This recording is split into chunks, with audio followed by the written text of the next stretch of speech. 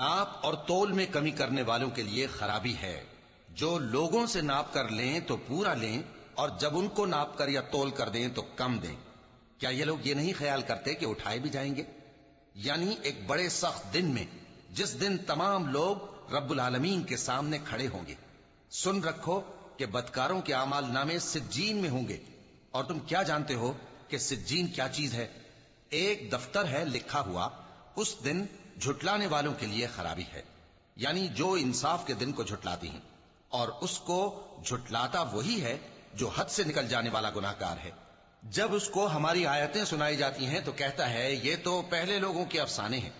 हरगिज नहीं, बात यह है कि ये जो आमाले बद करते हैं उनका इनके दिलों पर जंग बैठ गया है। बेशक ये लोग उस रोज अपने परवरदिगार के दीदार से ओट में होंगे, फिर ये लोग यकीनन दोज़ख में जा दाखिल होंगे।